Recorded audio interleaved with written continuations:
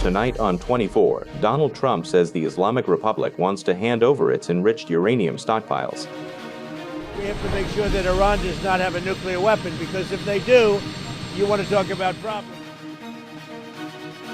The U.S. president says a regime that has killed 42,000 of its citizens shouldn't have nuclear weapons. According to Trump, Washington and Tehran will reach an agreement very quickly. To the KH leadership and IRGC leadership, we're watching you. Our capability. The U.S. Secretary of War says without an agreement, the country is ready to resume military attacks and intensify the naval blockade of Iran.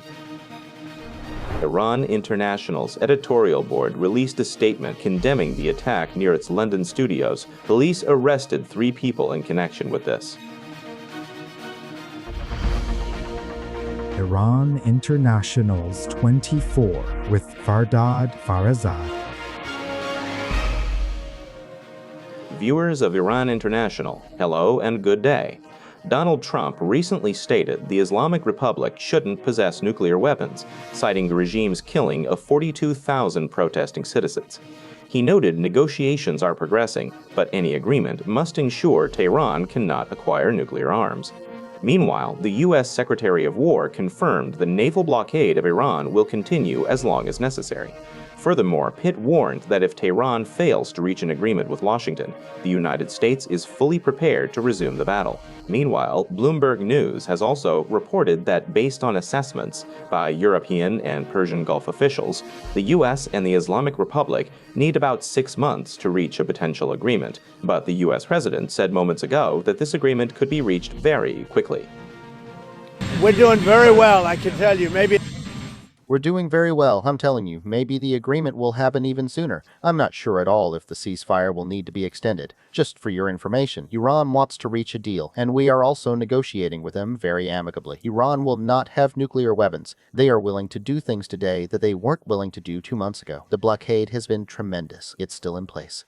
They're not doing any trade right now because there's a strict blockade. They're essentially unable to do anything. Consequently, the combination of having no navy, no air force, and no anti-aircraft equipment leaves them defenseless. They have nothing left. Everything is completely gone, including their past leaders. Now they have a new group of leaders, and we find them to be very reasonable. find them very reasonable. Mohsen Modir Shanji, a political analyst from the Institute for Global Order in Australia, is with us from Brisbane. Mr. Shanji, thank you very much for accepting our invitation. It seems that the U.S. president is very optimistic about the negotiation process. He even talks about going to Islamabad himself if it reaches a conclusion. Hello, and warm greetings to you and the viewers of the program. Yes, Fardad, look closely. From the very beginning, it seemed clear that a fundamental change in the Islamic Republic's behavior at the international negotiating table was and still is the best strategic option for America. To achieve this important goal, the United States has used various intense tools, entering into regional conflict, enforcing a strict military blockade, and imposing a crippling economic blockade. We know that, right now, actually, commercial ships simply cannot travel safely through Iran's ports. Well, this comprehensive set of mounting pressure factors will certainly make the Islamic Republic come to the negotiating table, just as we clearly saw this happen previously in Islamabad, Pakistan. Do you think the Islamic Republic of Iran is currently on the verge of a major political transformation? That's a good question, and we have to see how much flexibility the new group that holds power in Tehran and probably in the IRGC can show, especially if they can sell this negotiation internally, probably led by Mr. Ghalibaf. And what other representatives are there? What's the situation like? How much has the body of the Islamic Republic actually become addicted to the issue of sanctions? And how much actually is that warmongering phase among supporters of the Islamic Republic still persistent? Well, this is undoubtedly a very important point. At this moment, we still cannot comment on this clearly or with absolute certainty. However, in the coming days, we will probably observe exactly how capable the dominant power bloc in the Islamic Republic will be to enter a new phase of dialogue and diplomatic negotiation with America. But it still seems evident that America isn't ready to enter a full-scale, long-term ground conflict. The ground forces and broader military force it originally brought to the region were primarily deployed to support a targeted air campaign. However, an air campaign inherently has its strategic limitations and practical restrictions. The specific goals that America, and now its actual military partner in the region, initially had for this air campaign have essentially been achieved. Nothing more of strategic value will be gained from continuing this approach. That is exactly why it has now actually pivoted toward other coercive tools, such as imposing a strict economic blockade and actively stopping commercial traffic in vital ports and international seas. It remains to be seen whether a combination of these escalating pressures will lead to Iran's vital economic arteries being closed off entirely. As economic pressure keeps increasing, it might ultimately force a faction within Iran, who are probably in charge of governance for now, though we don't know exactly who they are, to finally approach the negotiating table. This critical geopolitical question is something that we will probably get a definitive answer to in the next few days, next week, or perhaps over the coming months. Mr. Modir Shanchi, please stay with us. We are currently seeing live images of Marine One, the U.S. President's official helicopter, which left the White House lawn moments ago, headed for the airbase. President Trump is heading to a scheduled event in Las Vegas. Our reporter, Samira Garai, was also there at the White House with the other reporters, and was involved in that press conference, which is why our connection with Samira has just been established. Samira said a lot. Mr. Trump's speech, a large part of it was about Iran, a part of it was about Lebanon.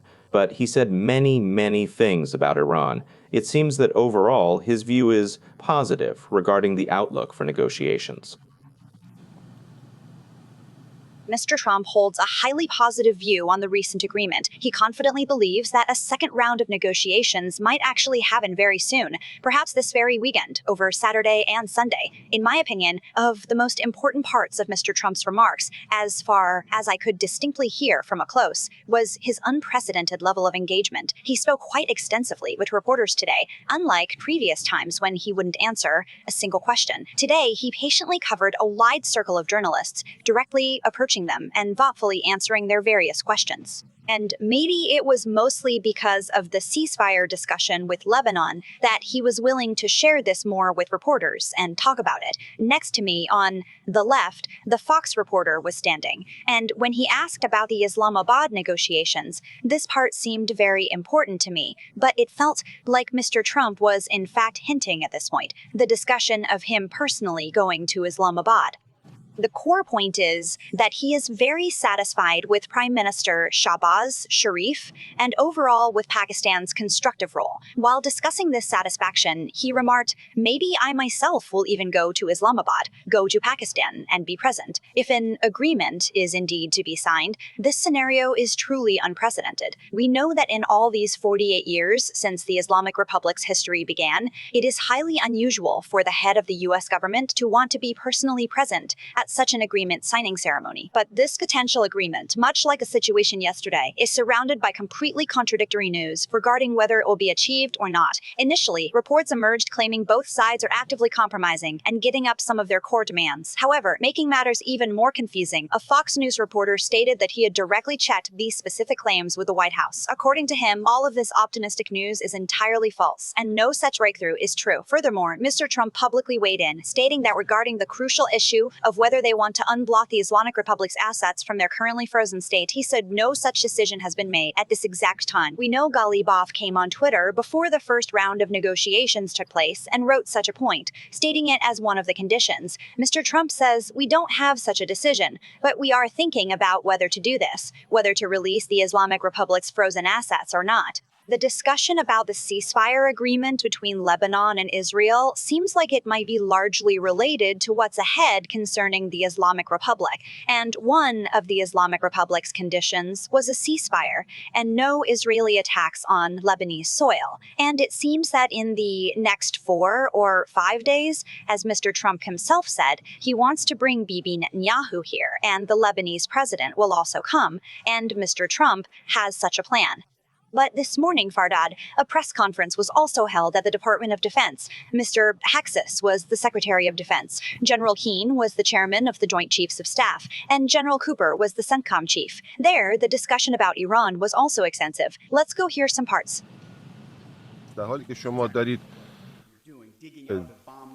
دارین اون تأسیسات رو دارین درش خاک برداری میکنین، ما داریم قوی تر میشیم. شما دارید خاک برداری میکنین و اون لانچرها و موشک‌های خودتون رو که حتی نمیتونین اونها رو بازیابی کنی، هیچ دفاعی ندارید، صنعت دفاعی ندارین، توانی برای این ندارین که حمله یا دفاع خودتون از نظر توانمندی تغییر بدین. فقط اون چیزی که داری رو دارید. شما اینو میدونین، ما اینو میدونیم. میتونید تحرک داشته باشین، چیزها رو جابجا بکنید، ولی نمیتونید بازسازی کنید. میتونید الان خاک برداری بکنید ولی نمیتونید دوباره شکل بدید، ولی ما میتونیم این کارو بکنیم. ما قدرت بیشتری داریم، در مقایسه با گذشته اطلاعات بهتری ها داریم که مهمتر از همه هست، و همونطور که شما خودتون رو در واقع با تحرکات خودتون در معرض رصد ما قرار دادید. ما آماده حمله هستید بر علیه زیرساخت‌های شما و همینطور تأسیسات انرژی و تولید برق شما. ما ترجیح میدیم این کار رو نکنیم، ولی آماده هستیم که این کار رو بکنیم به دستور رئیس جمهور. General, the warning Mr. Trump gave here moments ago was that if an agreement isn't reached, conflicts will resume. This morning, in the remarks of all three people who were speaking, we could also hear Mr. Haxis say that Islamic Republic officials must make a wise and intelligent decision. If they don't, we're ready to start operations. General Keane said that if, an agreement isn't reached, from the moment the commander-in-chief wants to give us the order to start operations, we'll need 1 minute to, execute that order. And Daria Cooper also said that right now it is very much like we are in the middle of a game's two halves. We are resting and we are actively getting our critical equipment and weapons back. The ones we lost in previous engagements and that are gone. They are steadily being replaced and armories are being filled. We are completely ready to resume attacks whenever they decide the time is right, but still being to reach a mutual agreement.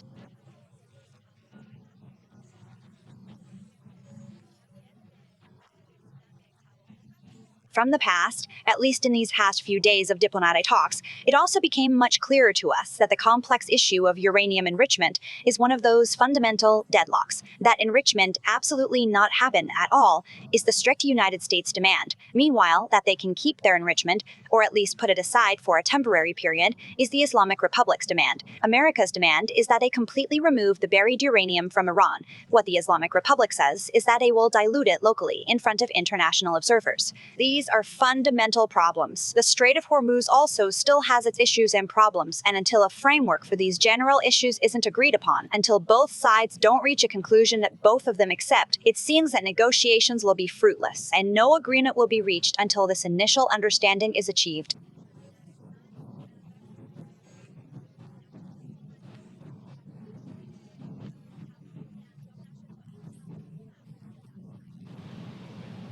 Thank you, Samira Karai, for joining us from the White House.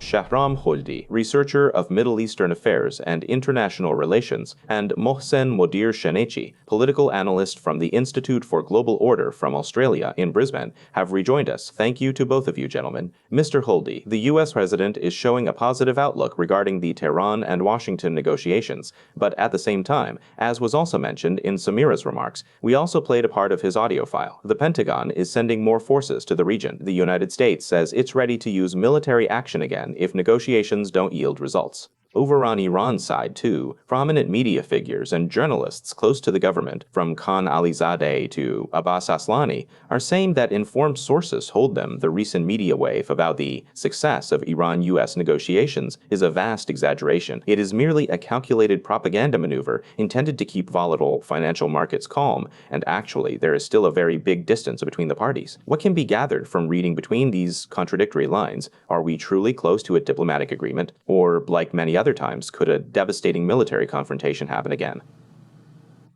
I send my warmest greetings to you, dear Farzad Girami, and to the esteemed Mr. Modir Shenechi, and to the incredibly brave and resilient people at Iraq. In observing the current state of these diplomatic negotiations, it seems quite apparent to me that both sides are gradually getting much closer to agreeing upon those broad general principles. They are finally reaching a crucial stage where they are actually willing to give each other some meaningful concessions. However, regarding exactly how they will ultimately solve the highly complex issue of their respective red lines, and whether they will choose to strategically tie these strict boundaries to a specific time frame or not, they certainly have not yet come to a concrete agreement. And the Iranian negotiating side, meaning the Islamic Republic apparatus, and specifically the Revolutionary Guard faction, knows this fundamental truth all too well, that if it completely gives up its stockpiles of enriched uranium, if it permanently gives up the strategic leverage of nuclear enrichment, other than Hezbollah in Lebanon and the Houthis and others, it really doesn't have anything else up its sleeve. This Strait of Hormuz, too, which they've now, well, caused some disruption in.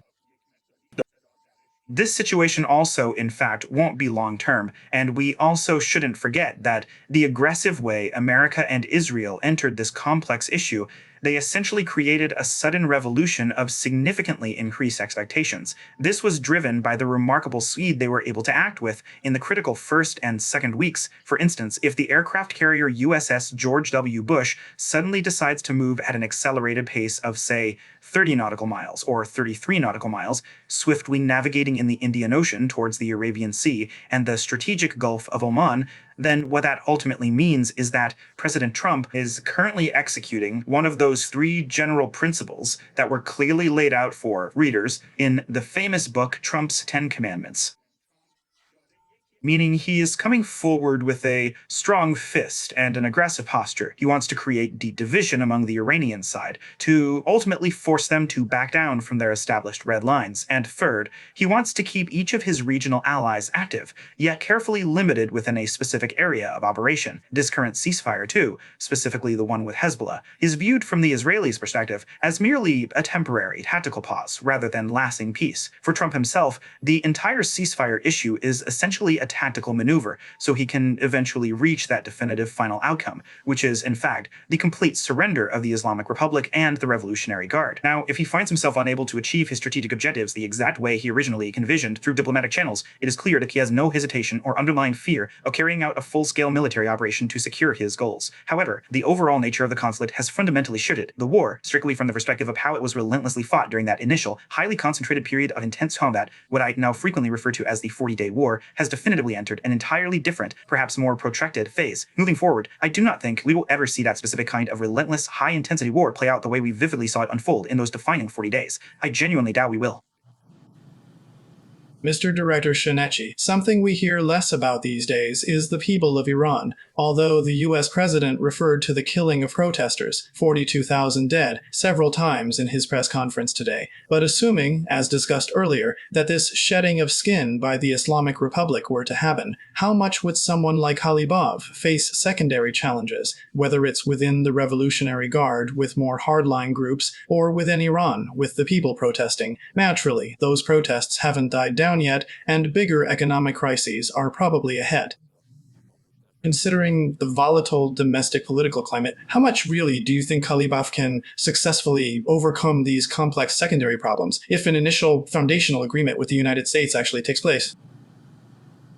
Well, this fundamentally goes back to seeing what Mr. Trump's administration's ultimate victory point is regarding a new agreement. That victory point, or what he can effectively sell to the public as a major diplomatic achievement, is that very issue of the complete removal of enriched nuclear materials from Iran, plus an agreement on how the continuation of enrichment would happen inside Iran. We're assuming that this happens, and in return, the heavy economic sanctions are lifted. Here, the very important point is how the relationship of a government, or rather a ruling system, whose leadership will probably overall be by Mr. Ghalibaf in Iran's future, how its relationship will be with the middle class and urban society. If part of this money is used for the development of urban middle class society, because development, in my opinion, is a very important key word here. Iran's urban class and urban society are looking for development. If this development is held hostage, it will create a divergence with any system, whether in Iran or abroad, whether in the US or against war. It will take a stance. If someone can achieve this development in any way, through lifting sanctions, through social freedoms, through holding free elections,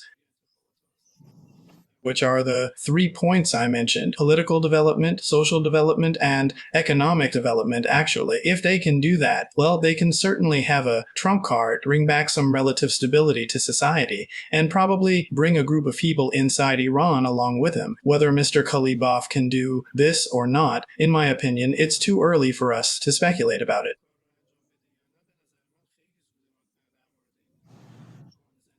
But the events that have happened so far indicate that the political atmosphere and that elite, or rather the political and military elites of the Islamic Republic, are moving towards becoming more hardline rather than taking a step towards the people or increasing civil freedoms. What concrete indicators can we actually see from this? We might hope to see the internet opening up, which, well, the internet hasn't opened up. We know it is closely connected to the livelihoods of about 10 million small businesses, and its continued failure to open is like shooting oneself in the foot directly, harming even the Islamic Republic itself, because it paralyzes the economy. Something between 5 to 10% of Iran's GDP depends on the internet, and many small businesses across Iran depend on it, so this is practically causing a disaster.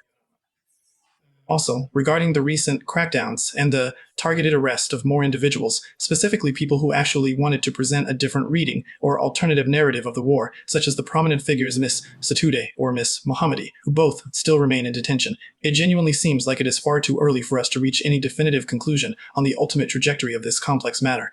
However, at least for now, the prevailing trend of these unfolding events is certainly not leaning towards a positive process. Furthermore, in my considered opinion, even if Mr. Ghalibaf genuinely wants to highlight his pragmatic, development-oriented side, he is still facing formidable opposition from two very serious, deeply entrenched political camps. One prominent group is the military personnel who, well, are currently in power. This represents the absolute rule of the military, or what we know in political literature as a military junta. Its primary tool for governance is a much harsher, more uncompromising tool. It essentially has no flexibility towards the demands of civil society and the urban middle class. And also, regarding the base of passionate supporters, those fiercely dedicated people you see protesting in the streets until the early morning, convincing them to go back home is a very difficult task. Right now, their unified slogan is "Don't negotiate and continue the war." Well, you ultimately need to get to a point where you can do some kind of sustained and meaningful dialogue with both of these specific groups, effectively convince them. This ensures that, if you do eventually want to make a lasting agreement on the nuclear issue, it's actually sellable domestically. It definitely seems the American side can sell this much more easily to their voters. But in Iran, navigating this complex political reality is extremely. Mr. Holdy, when you look at Iranian media, when you look at the statements made by Islamic Republic officials, as Mr. Shanchi said, it's clear that they've actually adopted a much tougher approach now. But when you hear American officials, especially the president, it seems their perception is that a paradigm shift has occurred in Iran. Mr. Trump says that much more reasonable figures are now talking to us. Mr. J.D. Vance even perhaps goes further, and the day before yesterday said that we want to bring Iran back into the fold of the global economy. Is such a capacity really seen in Iran right now, or is this just American over-optimism?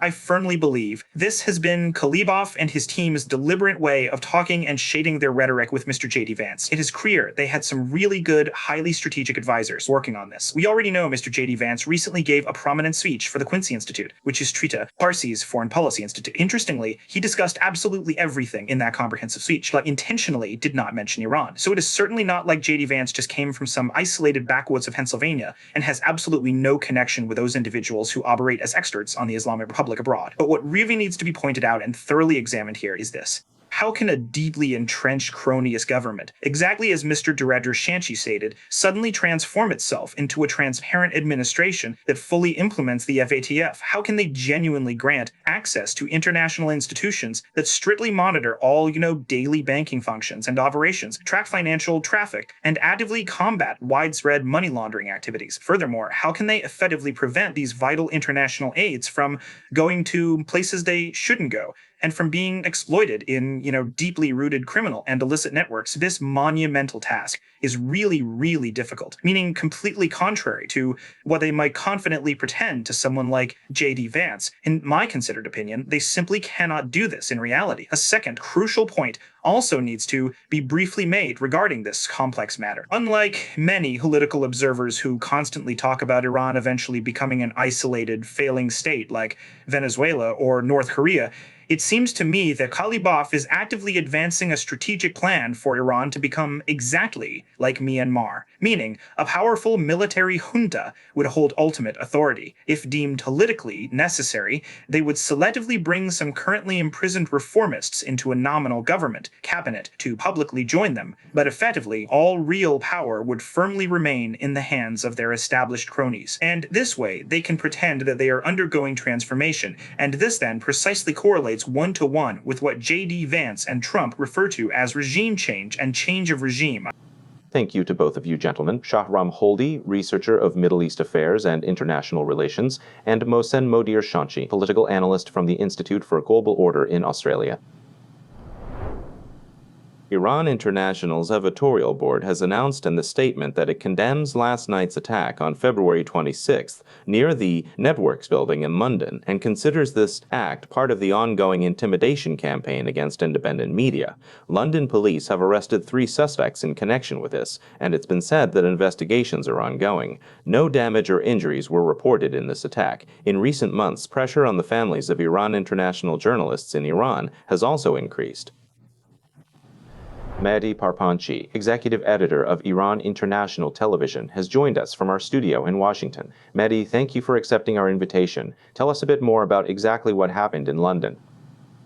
Hello, Farda, and thank you so much for inviting me to discuss this alarming incident. As stated in the official British police statement, last night at around 7:15 London time, local time that is, a black SUV, or a large four-wheel drive vehicle, aggressively tried to enter the main compound where Iran International's office is located. Of course, you know that it is a significantly large commercial and industrial complex where our broadcasting studios and other businesses are situated.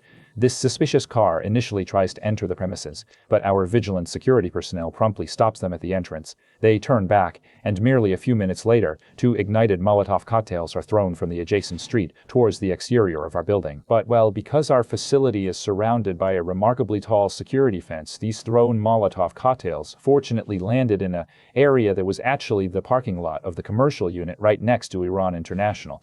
Of course, it is still just a very short distance away, merely a few meters from our main buildings. Fortunately, there was absolutely no physical harm to anyone, nor was there any financial damage reported, meaning the cars parked there were not damaged at all. The incendiary bomb exploded, burned briefly, and was quickly extinguished. Naturally, the police were immediately called, and an armed response unit of the British police was already patrolling right in that specific area. Given the detailed descriptions that had been quickly provided by witnesses regarding the getaway car whose occupants had actually done this, the police immediately managed to track it down. Remarkably, they found it less than an hour later. After spotting the vehicle, there was, of course, a short but intense chase winding through the busy streets of London. Ultimately, this fleeing car lost control, crashed, and hit a roadside structure. Following the sudden collision, London police quickly moved in and successfully arrested 3 people, as it officially says in the released police statement. The detained suspects include a 16-year-old teenager, along with 2 other people, 19 and 21 years old. And, well, naturally, this isn't the first time either, especially in recent years. We've seen several times various groups that are suspected of being backed by the Islamic Republic. There have been various attacks on the Iran International building, on Iran International journalists, and even threats against the families of Iran International members inside Iran. How much has this wartime situation escalated this, and how difficult are the working conditions now for our colleagues? You mentioned previous attacks. I'll touch on them briefly, but let's address your latest point. In the weeks leading up to the war and intensifying significantly afterward, the families of our colleagues in various cities across Iran, particularly Tehran, have unfortunately been subjected to severe harassment. خانواده‌های همکاران ما در ایران در شهرهای مختلف با تمرکز بیشتر روی تهران Our colleagues' families face severe harassment. Beyond receiving unpleasant phone calls, there are numerous cases where groups of up to 10 people have invaded the homes of their parents. These intruders interrogate them about their children and even filmed them stating their identities. They actually entered the homes of our colleagues' parents and asked them questions, well, specifically about their children. In some cases, they even filmed them to introduce themselves, for example, prompting them to say, "I am so-and-so's father," or "I am so-and-so's mother." On top of that, they've been asked very personal questions about their assets. They wanted to know details like what they currently own, exactly how much money they have in their bank account, what their current job is, and other highly intrusive things like that. Of course, finding these things isn't very difficult. They can easily find them themselves without any outside help. But, well, these things are mostly done for clear intimidation and psychological terror, which is truly regrettable, Because in fewer countries in today's modern world, maybe we might find countries where journalists are repeatedly harassed simply because of their work, but they do exist. They are limited countries, but truly countries that viciously go after people's innocent families, their father, mother, sister, brother, and extended relatives, just because of someone's personal actions, that's extremely rare. This is already extremely rare. Meaning truly. For example, this brutal tactic was done during Saddam Hussein's Iraq. Targeting families for an individual's actions has been very rare in the Islamic Republic since the revolution. It is completely illegal and unjustifiable because relatives bear no responsibility for someone else's behavior. And truly, it's neither legal nor even, justifiable or understandable by any standard or measure that if someone like me does something, their family or people who are, well, relatives and dependents should face consequences. They have no responsibility for an individual's actions, but well, unfortunately, as I said, these tactics have intensified in the past month. There have been numerous cases where they've gone after the families of our colleagues in Iran, and these troubling behaviors, unfortunately, have occurred. The digital devices, mainly cell phones and computers, belonging to many of these people have been confiscated and still haven't been returned. Instead, authorities only provided a public contact number for the Ministry of Intelligence or the IRGC intelligence to call. And to this day, the authorities still haven't returned their confiscated devices. Instead of providing a clear path for retrieval, the only thing they have given these individuals is a very vague contact. They were not provided with a specific case number, but rather a generic phone number belonging to the Ministry of Intelligence or the IRGC intelligence. These are merely public hotline numbers,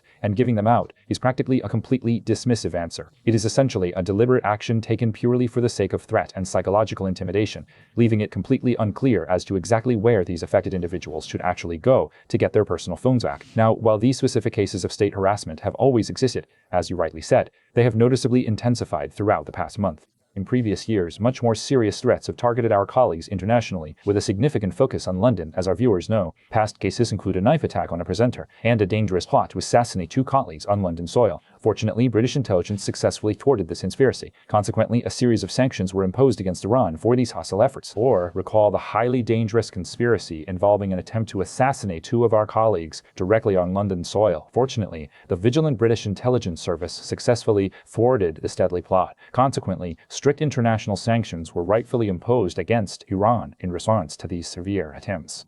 Or other instances where our previous building in another area was actually targeted with threats, and for months, I think 4 or 5 months, British police protected it, and ultimately we also had to stop our operations from London for I think 7 months if I'm not mistaken, and we were broadcasting all programs from here, from Washington DC, until we were able to return to London again later, and we were broadcasting all programs from here, from Washington DC, until we were able to return to London again later.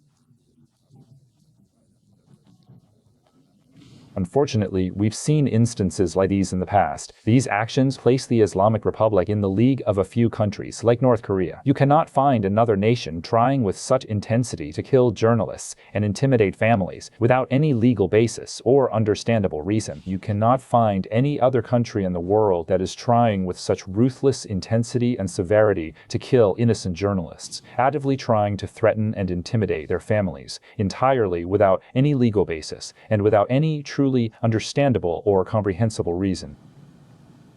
Thank you, Mehdi Parpanchi, Executive Editor of Iran International Television, from our studio in Washington. After China and Russia vetoed Bahrain's Security Council resolution on the Strait of Hormuz, the issue has been referred to the UN General Assembly. Although General Assembly decisions are non-binding, this move could increase political pressure on the involved parties. At the session, the U.S. representative stated that the Islamic Republic is holding the global economy hostage, emphasizing that the United States firmly supports its allies and regional partners. Colleagues, 47 years ago, Iran took Americans hostage. Colleagues, 47 years ago, Iran began the first act of its play by taking Americans hostage. This year, it has tried to take the economy of each and every one of you hostage. We're talking about a regime that, according to the Secretary General's own report, recruits child soldiers. It uses civilian infrastructure for attacks and incites its proxy and terrorist forces to constantly use human shields. We're talking about a regime that in just the past year has violated dozens and dozens of UN resolutions. We are talking about a regime in Iran that had promised not to execute anymore, but nevertheless, on average, has executed at least one young protester per day who only wished for freedom and a better life. These executions came after it killed 40,000 of its own people. 40,000 of its own people. Our correspondent, Mariam Rahmati, has joined us from the United Nations. Mariam, going to the General Assembly might involve more countries, but the General Assembly doesn't have the same enforcement teeth as the Security Council. Exactly, Fardad. And the critical session held today in the General Assembly regarding the complex Strait of Hormuz case deeply illustrates how much the permanent members of the Security Council fiercely disagree with each other on global matters. Whenever these powerful nations resort to using their veto power to block resolutions, the remaining members are effectively forced to refer these urgent cases directly to the General Assembly. This procedural shift ensures that a wider array of countries, encompassing all United Nations members, can openly discuss and debate this pressing international issue there. The discussion about the Strait of Hormuz is very, very important, just as important as the current ceasefire, which countries emphasize. The issue of the Strait of Hormuz is also important. Do you remember that a few days ago, China and Russia's veto in the UN Security Council caused the adoption of the resolution concerning the Strait of Hormuz to fail? And according to the UN mechanism, when one of the permanent members of the Security Council uses its veto power, the issue is referred to the General Assembly so that all countries can talk about it there. And that's where more attention is drawn to that issue. More diplomatic pressures occur. Many countries get involved in the matter, and it's likely that more resolutions, more draft resolutions, will be prepared by countries, both in the Security Council and in the General Assembly, and then they will be put to a vote. And based on that, countries will try to increase pressure on the parties, and then they will be put to a vote. And based on that, countries will try to increase pressure on the parties. Currently, all attention is on the Islamic Republic with what it has done in the Strait of Hormuz and with the disruption it has caused in the Strait of Hormuz. In this session that was held today, the main concern of the world's countries was that this disruption to shipping in the Strait of Hormuz has targeted one of the world's most important energy transit routes. Countries warned that the continuation of this situation could cause very serious damage to the global economy, from energy prices, which could increase, to the cost of food and chemical fertilizers.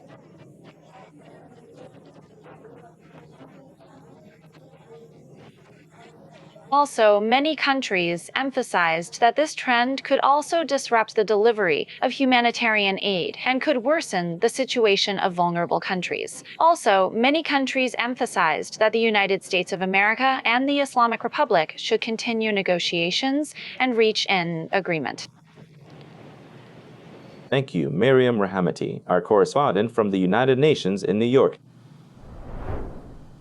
Hossein Alizadeh, international affairs analyst from London, has also joined us. Mr. Alizadeh, a country like Bahrain and generally the Persian Gulf countries usually have good relations, even with the Russian Federation. What do you think happened that they couldn't reach a conclusion in the Security Council, despite the changes they made to the original text?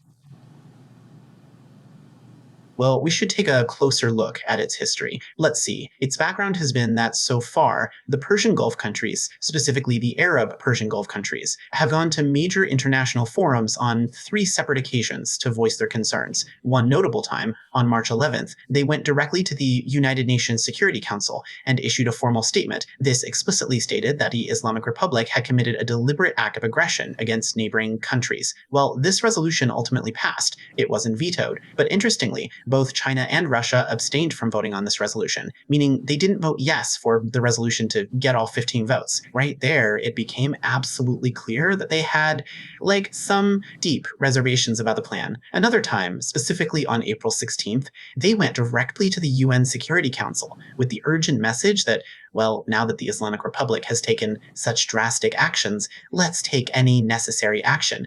The actual content of which was that, meaning it could be carried out by direct military force against the country in question. Because it heavily implied starting a war, both China and Russia swiftly vetoed it. There was also a third instance where they had referred the matter to the UN Human Rights Council, while arguing that specific human rights violations had occurred there. Now, ultimately, that wasn't a very important issue overall. Now that countries found themselves unable to secure votes in the Security Council due to veto gridlock, they've strategically referred the matter to the General Assembly. As you pointed out, the Security Council frequently struggles to show its teeth and enforce mandates. However, the Assembly functions as a significant diplomatic weigh-in when a formal vote is taken. For example, when an overwhelming majority of 150 countries publicly condemn a nation, it serves as a powerful barometer of international outrage. This is a crucial weigh-in, demonstrating exactly how many countries worldwide condemn that state. By pivoting to the General Assembly, they are deliberately setting the stage. My impression is their ultimate goal involves building enough consensus to refer the case directly to the International Court of Justice. Once they officially refer the matter there, armed with all the strategic votes they have systematically gathered in the UN Security Council, the Human Rights Council, and various other diplomatic forums, they will inevitably demand substantial financial compensation. Now, just take a moment to imagine exactly what that astronomical figure will be. In any case, these allied Arab countries currently maintain relatively good diplomatic and economic relations with both Russia and China. However, on the other hand, officials in Beijing and Moscow strongly suspect that these diplomatic initiatives by the Arab countries ultimately aim to draw the United Nations into a direct, full-scale military conflict or war against Tehran. Consequently, in this particular case, they have deliberately distanced themselves, carefully avoiding siding with the Arab country's agenda. To the extent of openly saying, like, yes, it is definitely an aggressor, yes. But to the extent of resorting to military force against Tehran, no, China and Russia have for now opposed and vetoed it.